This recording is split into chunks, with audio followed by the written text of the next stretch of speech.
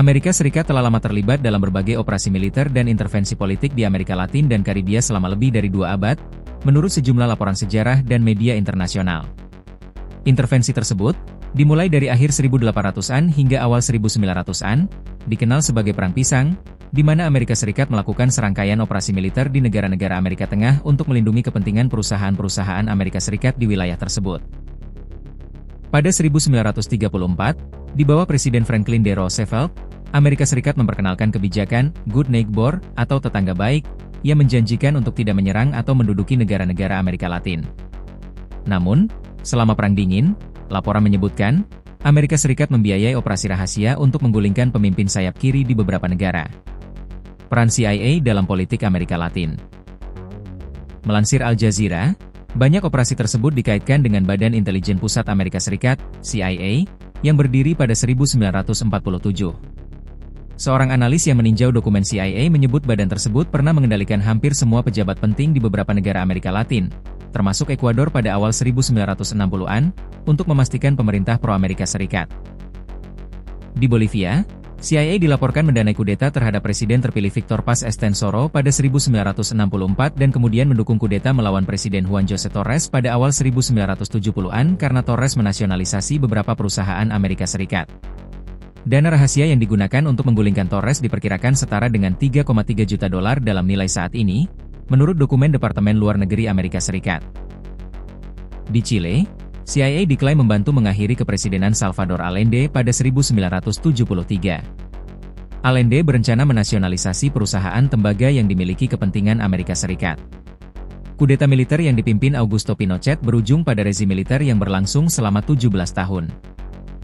Di El Salvador, Batalion Atlacatl yang dilatih Amerika Serikat melakukan pembantaian di desa El Mozote pada 1981, menewaskan sekitar 1.000 warga sipil, termasuk perempuan dan anak-anak, sebagai bagian dari perang melawan pemberontakan sayap kiri.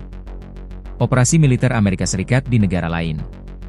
Selain itu, Amerika Serikat juga terlibat dalam Grenada, 1983 sedih. Operasi Urgent Fury memastikan negara kecil Karibia itu tetap berada dalam pengaruh Amerika Serikat setelah pertikaian internal dalam Partai Marxis-Leninis yang dipimpin Maurice Bishop. Panama, 1989 sedih operasi Jazz Chauce menggulingkan Presiden Manuel Noriega atas dugaan perdagangan narkoba, menurut klaim resmi Amerika Serikat. Venezuela, 2025 hingga 2026 sedih. Laporan BBC menyebut CIA mengirim tim yang menyamar untuk mengumpulkan intelijen tentang Presiden Nicolas Maduro, di tengah ketegangan yang meningkat dan kehadiran militer Amerika Serikat di sekitar pantai negara tersebut. Sejumlah pejabat Amerika Serikat menyatakan bahwa operasi di Venezuela bertujuan untuk mengumpulkan intelijen kritis guna mendukung potensi operasi darat. Para pengamat menilai klaim bahwa Venezuela bertanggung jawab atas perdagangan narkoba kemungkinan digunakan sebagai dalih untuk intervensi politik. Sejarah kudeta yang didukung Amerika Serikat.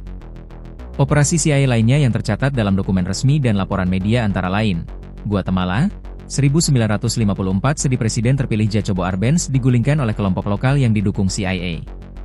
Kuba, 1961 sedih.